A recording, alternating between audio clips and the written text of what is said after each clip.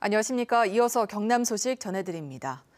올겨울 들어 최고 매서운 한파가 경남에 불어닥쳤습니다. 김태림 기상캐스터 연결해서 오늘 아침 강추위 소식부터 전해 듣겠습니다. 네, 오늘부터는 본격적으로 추위에 대한 대비를 해주셔야겠습니다. 밤사이 강한 한기가 밀려들면서 어제까지와는 다른 조금 더 강력한 추위가 찾아왔습니다. 현재 창원과 진주, 합천의 기온 모두 1도까지 내려가 있고요. 찬바람의 체감온도는 영하권을 보이는 곳이 많습니다. 오늘 반드시 두꺼운 겨울용 외투 입으시고요. 동파 사고에도 주의하셔야겠습니다. 대설인 오늘 경남 서부 내륙으로는 눈이 조금 내리는 곳도 있겠습니다. 눈발이 날리는 정도로 쌓이지는 않겠고요. 그 밖의 지역은 대체로 맑겠습니다.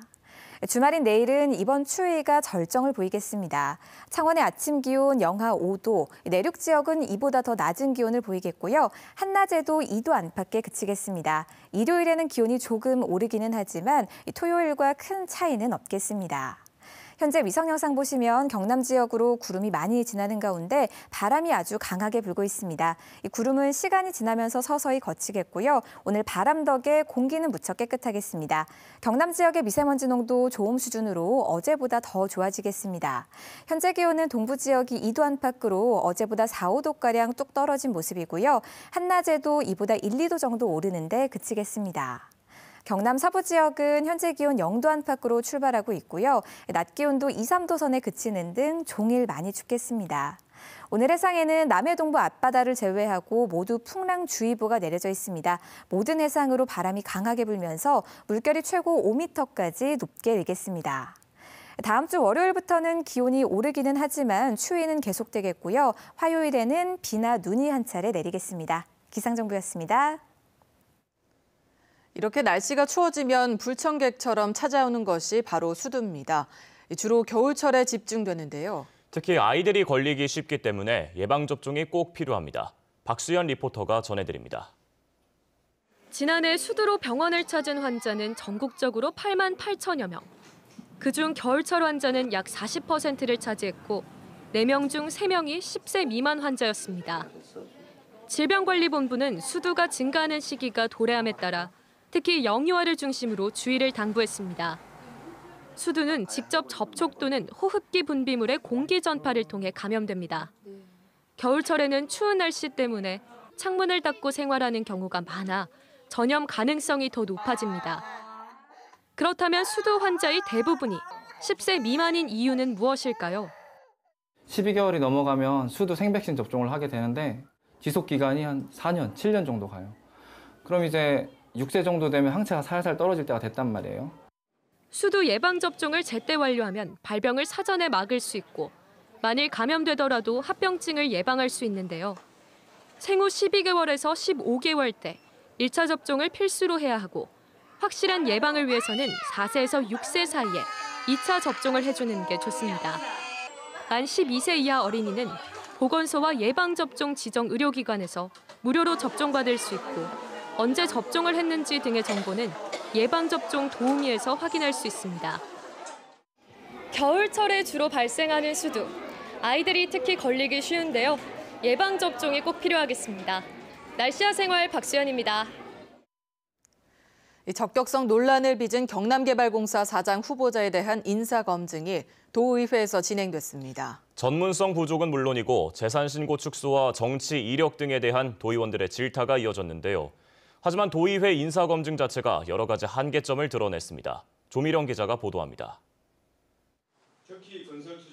중공업 분야 전문가인 이남두 경남개발공사 사장 후보. 경남개발공사의 주 업무인 토목과 건설 분야 전문성이 부족하다는 지적부터 나왔습니다. 장공장을 건설했다든지 또 플랜트 시공을 했다든지 이런 걸 자기소개서에 많이 넣어놨거든요. 이 토목하고 우리 지금 경남개발공사 토목하고는 분야가 다릅니다. 그죠? 어령 하만 산업단지 50만 평을 계약을 하고 그거를 분양하고 해본 경험은 한 번 있습니다. 도의회 제출 자료에 아파트 거래가를 축소했다는 의혹도 받았습니다. 제출한 자료는 16억 5천으로 지금 돼 있죠. 예. 이 맞는 거예요? 그 근처에 있는 부동산에 확인을 했습니다. 국토부에 놓여 있는 실거래가가 37평짜리가 17억 4천이에요. 이거 어떻게 해석이 될까요? 공기업 사장을 맡기에는 나이가 많고 전문성이 떨어진다는 지적도 잇따랐습니다. 70이신 후보자님을 최종 경남개발공사 사장으로 내정을 하셨는데 노무현 재단에 하고도 관련성이 많고 우리 김경수 지사님하고는 좀 특별한 사이인 것 같는데 존경하는 분입니다. 그래서 노무현 재단 설립할 때부터 거기는 제가 회원으로 가입이 돼 있고 지금 정치 활동 이력도 지적됐습니다. 반정치인입니다. 전문 경영인 CEO에서 정치인으로 들어온 것이에요.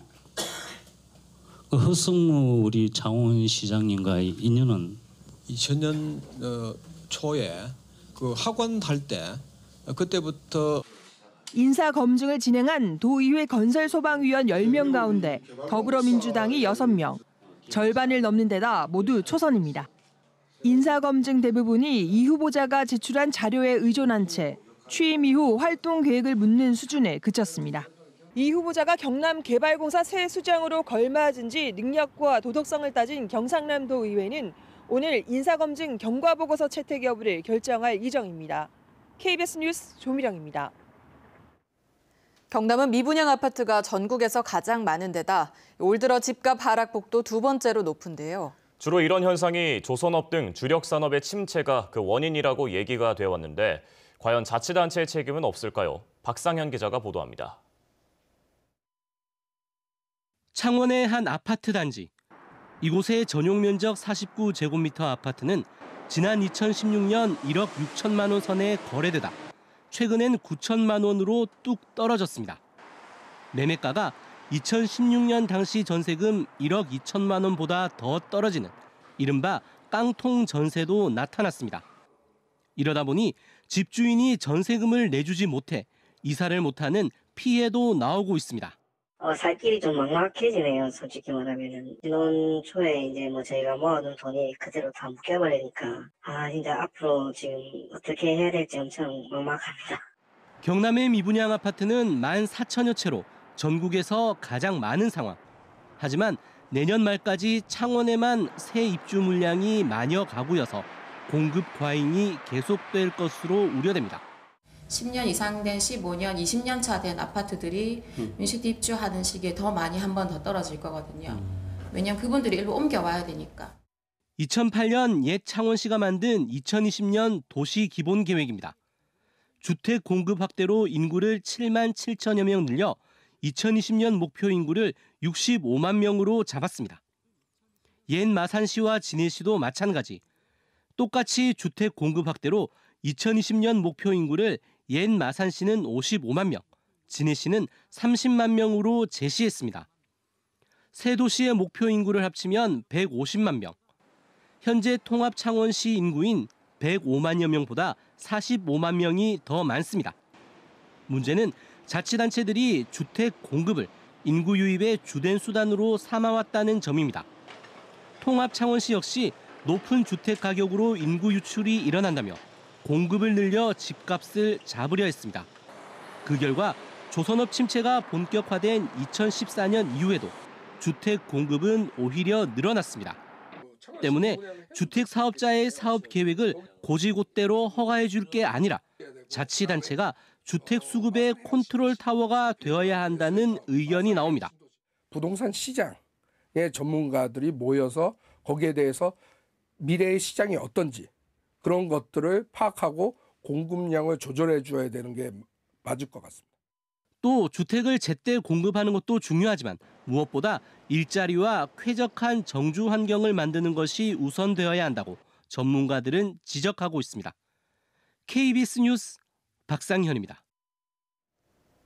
올해 프로야구 10개 구단 가운데 10등, 꼴찌라는 최악의 성적표를 받은 NC 다이노스가 체질 개선에 속도를 내고 있습니다. 코치진을 재편하고 현역 빅리거 외인 투수를 속속 영입하고 있는데요. 과연 내년 창원 새 야구장에서는 가을 야구를 볼 수 있을까요? 이대환 기자입니다. 전통 우완의 궤적에서 뿜어져 나오는 시속 151km의 묵직한 투심은 물론 체인지업, 슬라이더, 커브 등 다양한 구질을 장착한 에디 버틀러. NC 다이노스가 최근 현역 메이저리거 버틀러와 총액 100만 달러에 계약했습니다. 앞서 마이애미 마린스 현역 투수 드류 루친스키도 창원행을 확정 지으면서 NC의 외국인 투수 영입은 마무리됐습니다. 두 명 모두 빅리그 현역으로 역대급이라는 평가 속에 홈팬들의 기대도 높아지고 있습니다. NC는 내부 분위기 쇄신에도 나섰습니다. 지난 10월 리그가 끝나자마자 신임 사령탑에 이동욱 수비 코치를 전진 배치하고 손민환과 이호준, 이종욱 등 베테랑 선수 출신들을 코치진에 대거 선임했습니다. 저는 올해 타격 코치로 돌아왔고요. 네, 내년 시즌에 강력한 타선으로 한번 멋진 야구 보여드리겠습니다. 선수들과 호흡을 강화하는 한편 데이터 중심의 스마트 야구도 선보일 계획입니다. 저희는 스마트 야구, 그다음 데이터 야구를 이제 표방해서 그 다이노스만의 색깔을 좀 더 드러내고자 합니다. 파격 행보의 배경에는 내년 새 야구장에서 반드시 좋은 성적을 내겠다는 계산도 깔려 있습니다. 새판 짜기에 나선 NC 다이노스는 내년 가을 야구에 복귀해 신흥 야구 명가의 명성을 되찾겠다는 각오입니다. 하지만 부실한 포수와 마무리 전력에 대한 우려도 여전한 가운데 내년 2월 애리조나 전지훈련이 시험대가 될 것으로 보입니다. KBS 뉴스 이단입니다. 밀양시는 구제역과 조류 인플루엔자, 아프리카 돼지 질병 등 재난형 가축 질병 유입 차단과 예방을 위해 축산 종합방역소를 건립하고 지난 4일 준공식을 열었습니다. 거창구는 만 39세 이하의 청년 근로자를 채용하는 지역 주도형 청년 일자리 사업인 뉴딜 일자리 사업에 참여할 사업장을 오는 18일까지 모집합니다. 통영시는 택시를 통해 시민들에게 금연 건강 정보를 전달하는 사업 등을 적극 시행한 결과 올해 지역사회 금연사업 성과대회에서 전국 최우수 기관으로 선정됐습니다. 창녕구는 사업비 9억 7천만 원을 들여 화왕산 생명의 숲과 낭만의 억새 등을 추진해 전국 100대 명산인 화왕산 국립공원을 정비할 계획입니다. 경상남도가 연말연시를 맞아 공직기강 확립을 위한 직무감찰에 들어갑니다. 경남도는 오는 10일부터 내년 1월 6일까지 4개 반 16명으로 감찰반을 꾸려 도청과 시군, 출자, 출연기관 등 89곳을 감찰할 계획입니다. 이번 감찰에서는 근무시간 미준수와 사적 용무 등 복무 위반, 향응과 금품 수수 등 부패 행위를 살필 예정입니다. 경상남도가 오는 2030년까지 온실가스 감축 목표를 배출 전망치 대비 28%로 세웠습니다.